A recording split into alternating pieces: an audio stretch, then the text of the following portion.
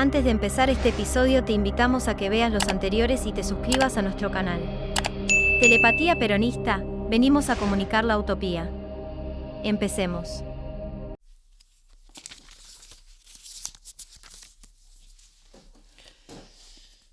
Capítulo 15. El dentista se endurece. Nunca se reveló, pero el general acarició en algún momento la idea de robarse esa juventud radical que empezaba a llevarse bien con la JP y levantaba consignas cada vez más duras. A fines de mayo, Perón llegó a temer que Balbín, por influencia de Alfonsín y presión de Lanusse, pudiera abandonar la hora del pueblo. Yo no tengo por qué desconfiar de Balbín, le escribió al delegado, pero tampoco tengo por qué tenerle confianza. La carta venía acompañada por 2 recortes de La Opinión, cuidadosamente subrayados por el remitente. El diario, que Perón consideraba como el órgano gubernamental por excelencia, había logrado preocuparlo con sus versiones sobre un Balbín cada vez más aquiescente con la dictadura.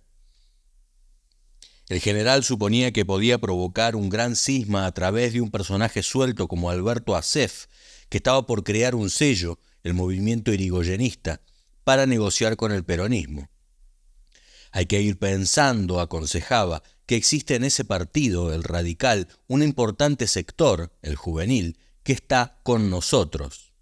A vuelta del correo, Cámpora le dijo que se contactaría con el señor Acef, aunque advirtiéndole que dicha persona no tiene la menor representatividad en las filas del radicalismo. El delegado no quería generar nuevos roces con Balbín.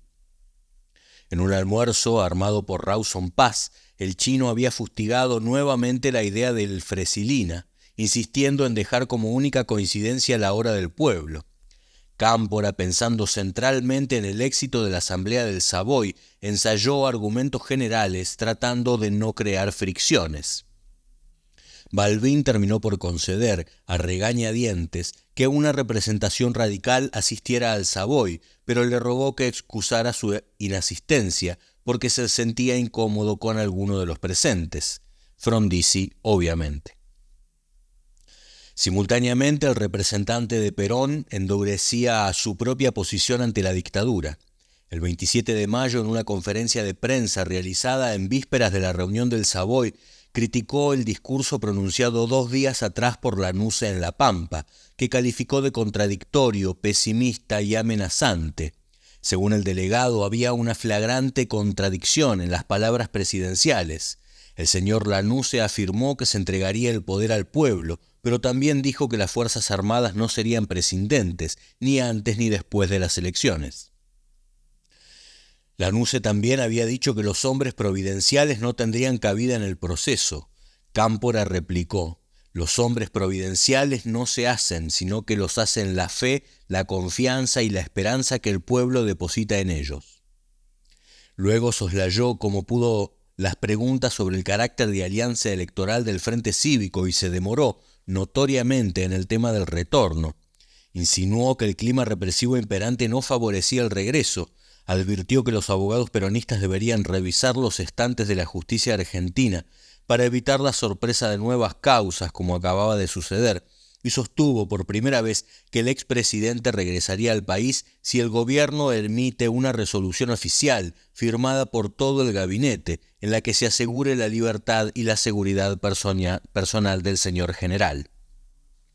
Una exigencia que rápidamente suplantaría con una definición política más inteligente, la campaña del lucha y vuelve, que apareció en embrión en una respuesta sobre la seguridad. Es necesario garantizar una custodia eficaz porque el general no solo tiene enemigos en el país, sino también a nivel internacional. Pero insisto, la mejor custodia es el pueblo peronista. El dato político y organizativo más importante de la conferencia de prensa pasó desapercibido para la mayoría de los medios.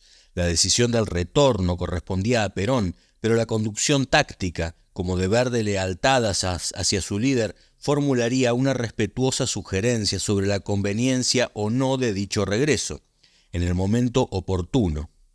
3 días más tarde, en uno de los salones más amplios de ese viejo Savoy, que en tiempos de Ilía había sido reducto de los radicales y ahora se estaba convirtiendo en escenario justicialista, Cámpora dirigía la palabra a un vasto conglomerado de políticos, sindicalistas y empresarios que representaban, grosso modo, el 80% del electorado. El 20% restante no estaba compuesto únicamente por antiperonistas primarios como el almirante Rojas, sino por los dueños reales del país y sus propagandistas más pertinaces como Álvaro Alzogaray, que seguía bregando por un gran partido neoliberal y de momento debía conformarse con la Nueva Fuerza. En los días del Savoy, la opinión destapó un documento interno de la Nueva Fuerza, elaborado para circular entre 10 dirigentes de máximo nivel, donde se analizaba el posible retorno de Perón con serenidad y realismo, como si el núcleo pensante de la derecha oligárquica tratara de aventar los temores de los gorilas pasados de moda. Con sus 77 años de edad, su cansancio vital, su salud quebrantada y sus limitaciones, consecuencia de su alejamiento y del cerco que lo rodea, Perón había dejado de ser un riesgo que comprometiera las libertades de los argentinos. De todos modos, tranquilizaba el documento, un retorno en otras condiciones jamás sería consentido por las Fuerzas Armadas. Según Alzogaray, la mayoría de los políticos, incluidos los peronistas, aceptaba silenciosamente la imposibilidad de que Juan Perón fuera candidato. Las Fuerzas Armadas, aseguraba, sabía que los dirigentes peronistas eran los primeros interesados en liberarse de la tutela de Perón. Por eso profetizaba, Perón no sería candidato y Lanusse tampoco. Lanusse no coincidía con la visión de Alzogaray y pensaba que los partidos políticos terminarían por ir al pie. Por eso el 31 de mayo en San Nicolás utilizó el 119 aniversario del histórico acuerdo que fue piedra fundamental de la Convención Constituyente de 1853 para reafirmar los supuestos básicos del GAN. El gran acuerdo debía ir más allá del hecho electoral para asegurar la estabilidad del gobierno surgido de las próximas elecciones. Lanusse reafirmaba en público lo que les había dicho secretamente a los mandos un mes antes: el candidato a la presidencia deberá ser aceptado por las Fuerzas Armadas. Cámpora y su Estado Mayor evaluaron que el enemigo se estaba equivocando, que no era ingenuo, pero sí miope. Perón seguía día a día los acontecimientos permanentemente comunicado con Cámpora. López Rega estaba de viaje por Europa y había dejado a su yerno, Raúl Lastiri, como secretario interino del general. Cherkassky logró que Perón lo recibiera y le concediera un largo reportaje con 28 preguntas y respuestas que ocuparon casi 2 páginas en el órgano gubernamental. El diálogo por momentos fue divertido. «Ahora, general, ¿usted cree que va a haber elecciones en la Argentina?», preguntó el enviado. «¿Y usted qué cree?», respondió Perón con una velocidad que desmentía las versiones sobre su presunta chochera, y agregó con sorna: «Aquí, cuando los gallegos no quieren contestar, responden con otra pregunta. Fíjese que los gallegos son un caso aquí en España». Aunque es probable que disimulase por considerar que estaba frente a uno de esos chantapufis que obedecían al gabinete de planeamiento de la Casa Rosada, encabezado por Corticelli y el general Dutrá, o algo parecido, fue evidente que no veía para nada inminente su regreso a la Argentina. «Yo, por lo pronto, tengo la seguridad de que no me dejarán llegar, y como eso ya me pasó una vez, ¿para qué quiero ir a volver a intentarlo? Es muy fácil, yo tengo a mi delegado allí que me reemplaza a mí perfectamente». No era fácil reemplazar a Perón, y Cámpora lo sabía mejor que nadie. Su única fórmula para hacer surf en la ola de 50 metros consistía en tratar de mantenerse por encima de las fracciones, respetando las autoridades de cada rama o de cada distrito, sin aliarse con nadie. Esa política, aplicada día a día con su proverbial tenacidad, le permitiría soportar enormes presiones y nadar entre tiburones, hasta desarrollar músculos y reflejos antes desconocidos. De este modo, el amable componedor, que odiaba los enfrentamientos y confesaba no haber sido hombre de la resistencia, aprendería también a enfrentar el gangsterismo interno, tratando de que respetaran al vicario del Padre Eterno y no le pusieran una 45 en la cabeza. En la lucha contra el paladinismo, que tuvo su epicentro en las convulsionadas internas de Capital Federal, el delegado pudo apreciar que algunos supuestos leales a la conducción eran bastante proclives a transar con el gobierno. La primera señal de alarma le llegó a través de Santiago Díaz Ortiz, el joven abogado, sobrino de Alejandro Díaz Vialet, con quien había manejado varias de las causas del general. Santiaguito advirtió a Cámpora que los bandoristas de la agrupación 30 de junio, que aparentemente se habían disuelto en favor de la unidad, tenían un comportamiento equívoco. El dato era preocupante, porque los secuaces de Paladino se habían presentado ante la justicia electoral para impugnar el proceso electoral. Si los bandoristas se sumaban a los paladinistas, el PJ metropolitano tendría serias dificultades para legalizarse. Cámpora procedió manu militari. Intervino la Junta Promotora de Capital y presionó sobre Lorenzo Miguel. Las elecciones quedaron fijadas para el 4 de junio, en medio de una intensa campaña de prensa favorable a los disidentes. 3 días antes, el juez electoral designó 2 veedores para que presentaran un informe sobre las presuntas irregularidades. Uno era el apoderado del PJ, Antonio Benítez, el otro uno de los abogados de la Unión Obrera Metalúrgica, Luis Longhi. Ambos emitieron un dictamen favorable, pero el juez, manejado por el Ministerio del Interior, suspendió las elecciones, intervino la Junta Electoral y designó sorpresivamente interventor a Longhi, que aceptó de inmediato, sin consultar a la conducción del partido. La maniobra que temía Díaz Ortiz se estaba produciendo con la designación de Longhi, que en una rueda de prensa se confesó amigo de Paladino y partidario del juego limpio. La conducción denunció públicamente la inconducta de Longhi y le prohibió la entrada a los locales partidarios, mientras los apoderados, Emma Tacta de Romero y Antonio Benítez, interponían los recursos pertinentes.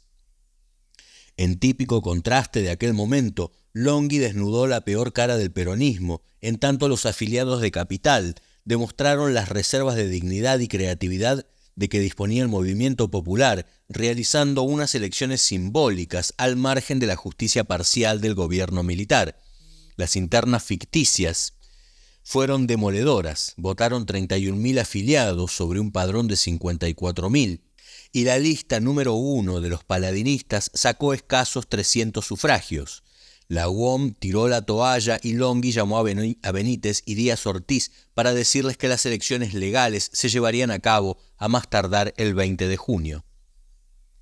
El general felicitó al delegado por la energía con que había tomado al toro por las guampas, dejando como palo de gallinero a los peronistas que se vendieron a la dictadura, y lo exhortó a explotar ese planchazo del gobierno. La carta insistía con la sugerencia de hacerle a la UCR lo mismo que le hicimos en el 45. Aún no estaba encaminada la situación en el peronismo metropolitano cuando estalló una nueva intriga en la provincia de Buenos Aires, que inició el distanciamiento entre Rucci y Cámpora y determinó que el delegado enviara 2 informes al general, donde cuestionaba con su habitual prudencia, al secretario de la CGT y a Miguel, además de a Anchorena y a Osinde. Esta vez la jugada iba dirigida contra la junta promotora que presidía Oscar Videgain, un ortodoxo duro que había integrado los comandos de la resistencia. El estanciero Manuel de Anchorena, apoyado por Osinde y la UOM, había conformado una trenza para dejar afuera a las fuerzas leales a la conducción y presidir la convención partidaria. Un escalón hacia la candidatura a gobernador y el preludio de futuras conspiraciones que terminarían a los tiros. Cámpora citó al teniente coronel, que venía demandándole medios económicos para cumplir sus funciones específicas, y le pidió que hablara con su amigo, el doctor Anchorena, y le transmitiera que estaba al tanto de sus aspiraciones, a las que en principio no se oponía, pero que la decisión sobre quién presidiría la convención estaba en manos del general Perón.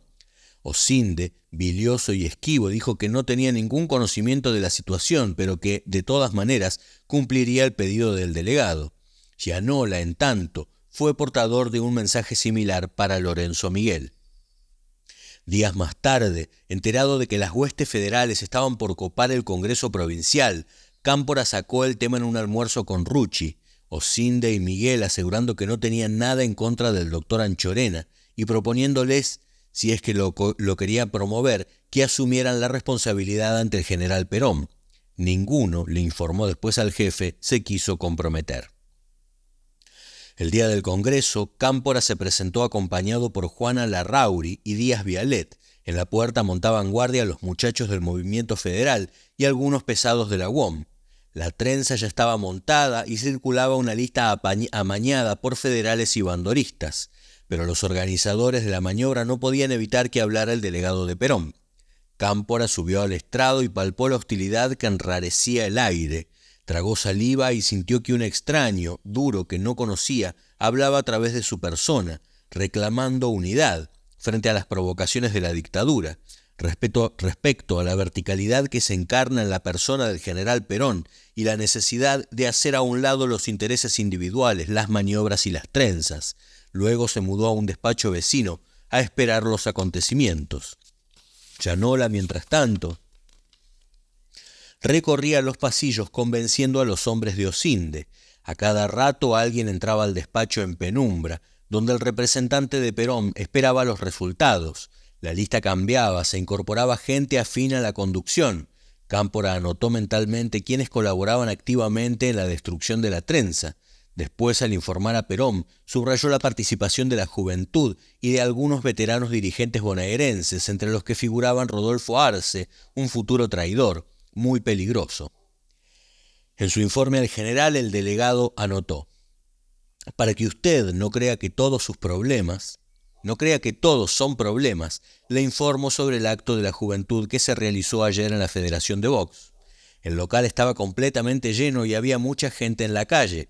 Se calcula una concurrencia de aproximadamente 10.000 jóvenes. Estaban presentes los integrantes de los más importantes sectores de la juventud en el orden nacional y, según me informaron, también en el provincial. Así estaba el Consejo Provisorio, Guardia de Hierro, el Movimiento de Base Peronista, el Encuadramiento de Juventudes, etc., todos los cuales en sucesivas conferencias de prensa realizadas con anterioridad dejaron sus siglas y se pronunciaron por la unidad. Fue un acto realmente importante, tanto por la concurrencia como por el gran entusiasmo.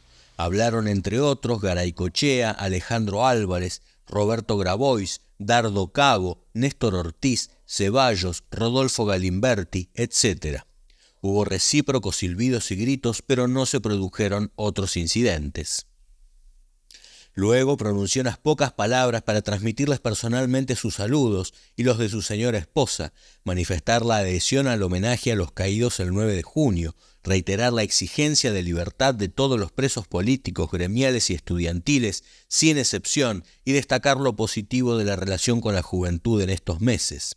Finalmente se pasó su mensaje, que fue escuchado con gran respeto, terminando el acto con el mismo entusiasmo y sin problemas. Le hago llegar la grabación del mismo, así como otras producidas últimamente.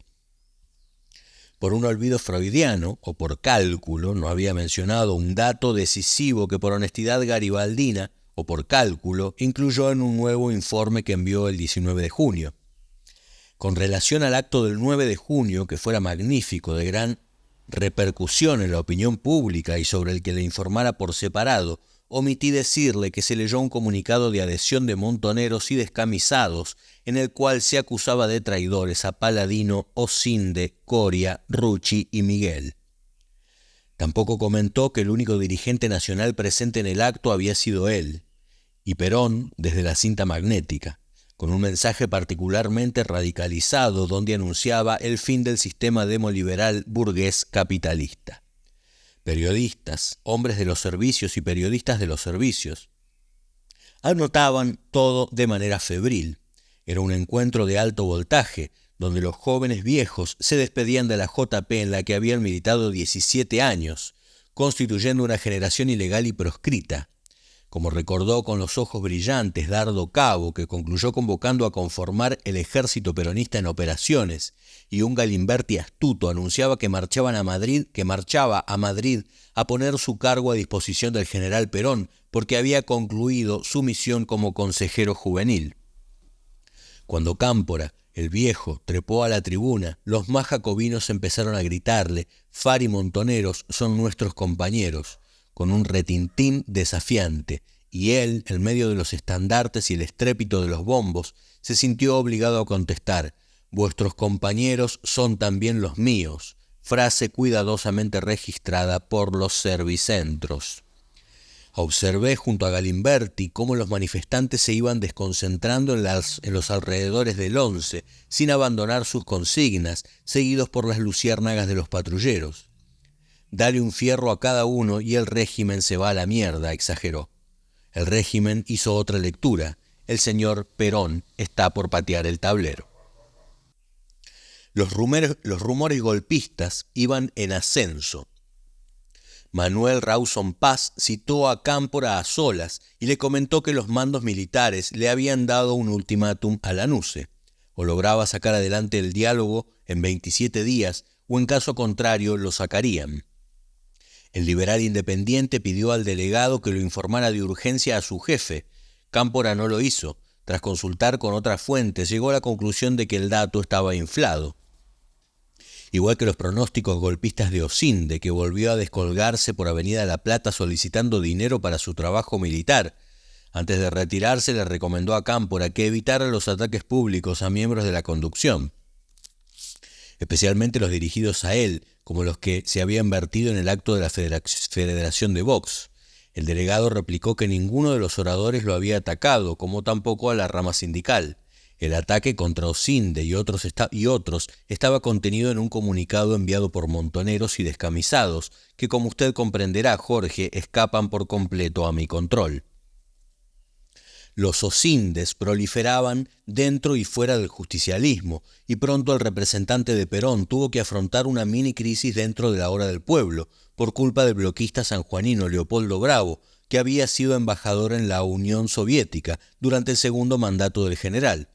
Bravo, un famoso oportunista al que Perón despreciaba, se había entrevistado con Lanusse, que pretendía seducir a varios caudillos provinciales cercanos al peronismo. El bloquista que integraba la Hora del Pueblo había aceptado la invitación sin consultar a la coalición. Indignado por la actitud del sanjuanino, el delegado estuvo a punto de hacer fracasar la segunda reunión, pero Solano Lima, que ya se había convertido en el aliado más cercano, lo disuadió para no crear la sensación de que el justicialismo estaba buscando una ruptura. Un Cámpora siempre cuidadoso de las formas, pero cada vez más intransigente, comenzó la reunión expresando la preocupación del justicialismo por la actitud del doctor Bravo, que complicaba, sin derecho, a la Hora del Pueblo. Luego manifestó respetuosamente que si la intención del doctor Bravo era informar sobre su conversación con Lanusse, el justicialismo se retiraría de la reunión mientras duraba el informe.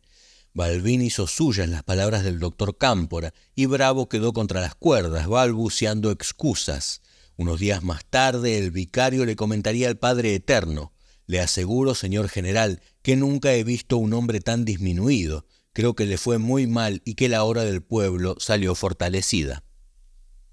Festejaba lo de Bravo cuando le avisaron que ahora era Gómez Morales el que acababa de verse con Lanusse. De inmediato citó al viejo bombero de la economía para clarificar su actitud.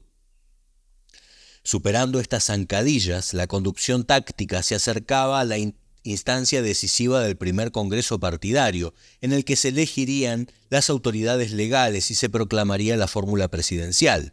Un momento climático cargado de acechanzas que pondría a prueba los nervios del delegado.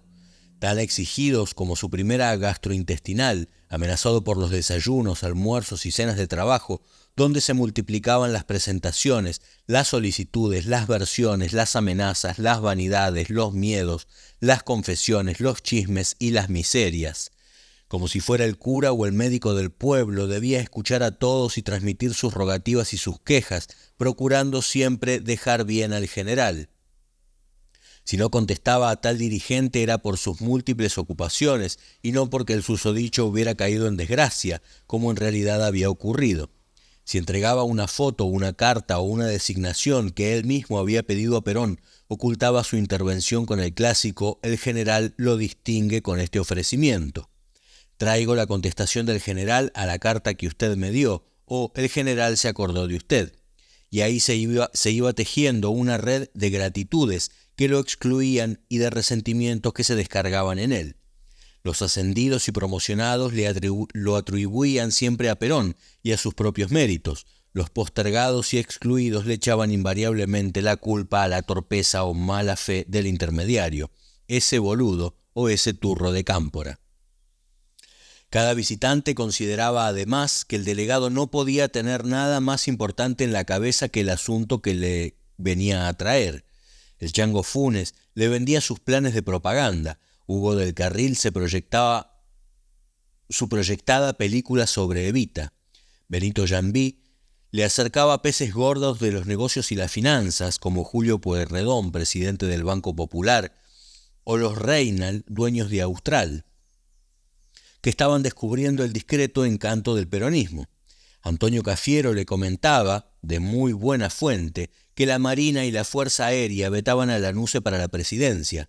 Jesús Porto lo llevaba a comer goulash con el embajador de Hungría o borscht con el de la Unión Soviética, que Cámpora llamaba premonitoriamente Rusia, y luego le exigía, con el rostro enrojecido, que el Tokay o el vodka un puesto en el Consejo Superior. El riesgo del resbalón era continuo, especialmente en relación con los medios masivos de comunicación, donde la acción de los espontáneos, no siempre bien intencionados, lo puso más de una vez en aprietos. Una tarde lo llamó Carlos Spadone, exultante, para avisarle que en Canal 9 pasarían la película del general, frente a un panel de entrevistados. El Partido Justicialista además recibiría el pago de los derechos. A Cámpora le pareció bien, siempre y cuando un veedor designado por él asistiera a la grabación y otorgara la autorización correspondiente. Al día siguiente alguien le avisó que Paladino estaría en el panel. Alarmado, citó al empresario y le dijo que las opiniones del general, vertidas en el documental sobre actualización doctrinaria que habían realizado Solanas y Getino, debían pasarse sin posibilidad de que fueran discutidas.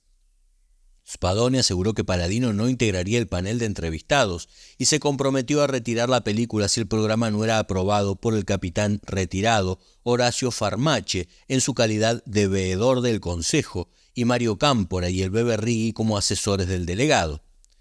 Farmache, cercano a Osín de la grabación, le encantó. Mario y el Bebe cuestionaron en cambio que el programa fuera conducido por Neustadt y se volviera a la discusión de la época peronista que estaba absolutamente legitimada. Al final hubo acuerdo entre los veedores y el programa salió al aire con buen rating. Lo que Spadone no logró fue que el director de Canal 9 se aviniera a pagar los derechos, que deberían engrosar las arcas del PJ. El señor Alejandro Romay se excusó alegando que el programa no había tenido repercusión por carecer de actualidad. A pesar de estos percances, las arcas del partido, manejadas con celo camino por el brigadier Gau, empezaban a recibir aportes empresarios. La Fiat finalmente había decidido apostar moderadamente por el futuro político del peronismo y aportó unos $30.000 de aquel momento. Y entonces se produjo el penúltimo intento de los lanusistas por convencer a Perón, que nunca conoció la opinión pública y que se llevó a cabo en el estudio jurídico de Héctor Pedro y el Bebe Rigui en la calle Cerrito. Allí llegó de incógnito, en uno de esos días de junio, otro militar de apellido Patricio, que había conducido la comisión coordinadora del plan político y mantenía excelentes relaciones con varios dirigentes sindicales y políticos del bandorismo, el coronel Tomás Conito Sánchez de Bustamante. Tal como el jefe lo había pronosticado, allí estaban tentándolo y mostrando su juego, el que se escondía detrás de la retórica del GAN. Primero intercambiaron credenciales. El general dijo que venía en representación de Lanusse y Cámpora replicó que actuaba en nombre de Perón y con su conocimiento. El general Patricio sostuvo que debía alcanzarse un gobierno de amplio respaldo ciudadano, que aplicara los principios peronistas de justicia social, independencia económica y soberanía política. Con su cara más anódina, Cámpora preguntó cómo podía concretarse esa aspiración. El enviado de Lanusse hizo a un lado las bellas ideas y fue a los bifes, consagrando como candidato a un general en actividad. Con creciente impaciencia, el general Patricio vio cómo el módico dentista de Giles sacudía la cabeza en una negativa y aseguraba que el movimiento llevaba demasiados años luchando por la causa popular para adoptar ahora una solución antipopular como esa. Sánchez de Bustamante tragó la píldora y propuso una alternativa. Si no era un general en activo, podía ser un retirado. En ese caso no hay problema, fue la inverosímil respuesta, porque nosotros ya tenemos a un general retirado que se llama Juan Perón. Conito sintió irrefrenables deseos de ordenarle cuerpo a tierra, pero en cambio advirtió, rojo de ira: si hacen eso, van a incendiar el país. Dejando de lado su prudencia proverbial, Cámpora replicó que esa no sería responsabilidad del pueblo, sino que hacía responsables desde ya a los mandos militares de esa posibilidad. Entonces el militar se ablandó, confesó que deseaba hablar personalmente con Perón y le pidió a Cámpora que le hiciera de puente. El dentista volvió a irritarlo al contestarle que su jefe había dispuesto que todo se tratara con su delegado. Enseguida matizó, afirmando que no pondría ningún obstáculo a esa posible entrevista, y llegó a sugerirle que si viajaba con la debida representación, tal vez sería recibido. En tal caso, le explicó con tono paternalista, advertiría que estaba frente a un gran patriota, al que sería conveniente que no intentaran sobornar, como ya lo habían pensado alguna vez, ni proponerle otro negocio que no fuera la ubicación específica que le correspondería a las Fuerzas Armadas, para salir de ese problema con dignidad. El enviado de Lanús se tragó el nuevo sapo y dijo que debían continuar las pláticas. Cámpora repuso que sobre las bases expuestas lo consideraba infructuoso, aunque no tenía inconveniente en hacerlo.